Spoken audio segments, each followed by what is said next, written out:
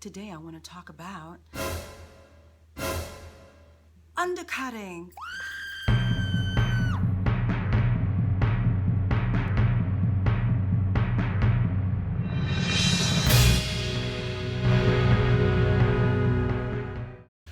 Hello, beautiful people of YouTube land. It's your girl, DeShawn Hatcher, here with another YouTube video for my fabulous makeup artist peeps. Today is YouTube Wednesday. I am here to just help my makeup artists just be better makeup artists. And today I want to talk about something that seems to be pissing off a lot of people, and it's undercutting. Undercutting seems to be a subject that just pisses people off. It pisses so many makeup artists off, and I see so many things on message boards. Remember, I am a message board person. About, oh, this girl undercut me, or this person undercut me. And it's sort of like, I always go like this. It's like this. Well, that's how I feel. It's like, well, and I'm going to explain why I have that feeling. Okay. How about when a consumer has the right to shop around for the lowest price? What is so wrong with that? Now, you guys are under the impression, you guys, I should say, the ones who are so upset about this, you feel like someone is supposed to bid in the manner that you bid. In other words, if you feel, let's say you're a bridal makeup artist and you feel that your skill is worth $100, right? $100 a bride. Well, good for you. But then somebody comes along and says, well, I guess mine is worth $50. She might be the newest newbie of all, and she doesn't know how to charge. And so she thinks, well, $50 is a fair rate, so I'm going to charge $50. Instead of people being polite and schooling her, you know, just saying, wow, you know, you might want to rethink your rates because they are kind of low. It's always, you guys take it as a personal attack on your business. Like, oh, she undercut me, ooh. And it's like, no, she just probably doesn't understand the business, and she probably didn't do the market research that it took to make the right rate. That's kind of what it means. Do you get it? It could also mean that she's so, I say he or she is so brand spanking new within the industry or the area, they just don't have a clue as to what to charge, or they might not feel comfortable charging what you charge. Okay? Now, earlier I touched on in another video about owning jobs that are not yours as of yet. And a lot of times what will happen is you might have done a consultation with a customer, right? And this is really more for bridal because I see this happening in bridal a lot. So you may have done a consultation with this person, they love you, right? So now all of a sudden you think that that is your client. Well, it's not your client technically until you are physically standing in front of her on her wedding day doing her makeup. So the problem with a lot of makeup artists is you guys are counting the clients before they are contracted and solidified. That's number one.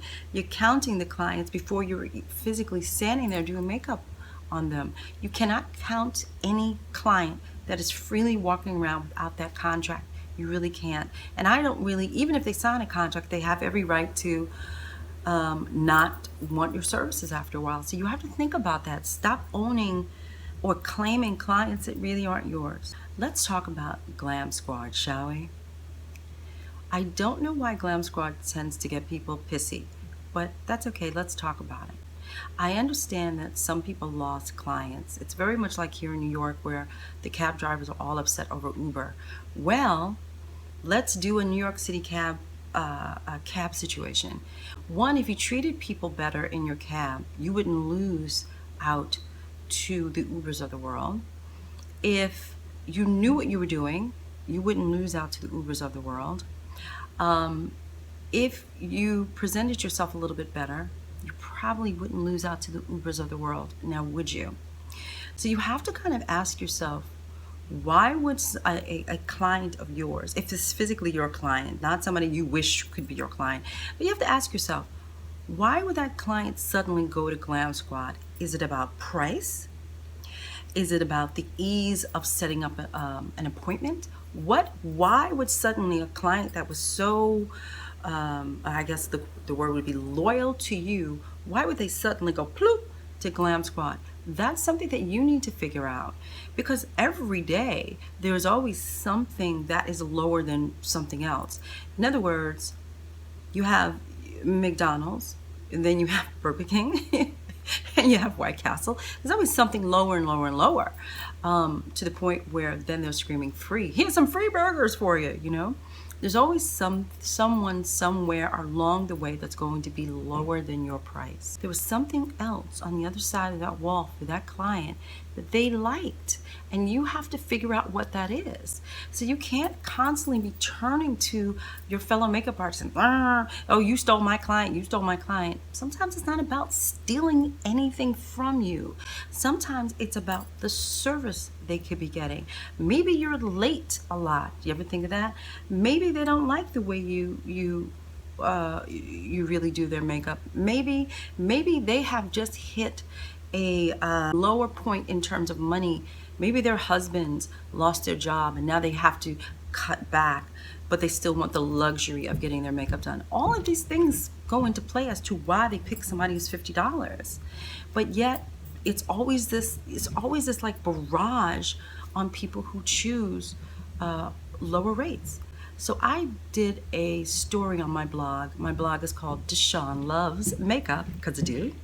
And on that story, it's called Setting Rates, What I Learned from Photographer Fadil Barisha. And basically, I was one of those $50 to $150 a day type of makeup artist, because I did not understand my value and how to price myself. I didn't understand that. And so it took a seasoned artist to explain to me how I was undercutting myself. And so that is why I wrote the article, to help you guys understand how to set your rates and what really goes into setting your rates, more than just the mileage that you do. You know, people want you to add up all these numbers and boom, comes out your rate, and that's cool, and I think that's dope. Sonia Rosselli, she's gonna kill me because whenever I say her name I stutter. Sonia Rosselli, who's an amazing makeup artist, she's a bridal makeup artist. She has a form that you guys can buy that really, literally, child, it breaks it down, like down to like how much you spend on your shadows and per price. Oh honey, it breaks it down. So what I'm going to do is I'm going to include that link below for you guys to purchase that form, because child, once you see how much all of our worlds cost, then you'll kind of understand, oh, okay, so now you have this number. But then on my article, guys, I want you to read it, and then the other side is presented to you as well, which is, how well do you do makeup? How well is your customer service? How well is this? How well is that? Because those two worlds go together. They go together, and neither one are mutually exclusive. So beautiful people, I just wanted to give you something to think about.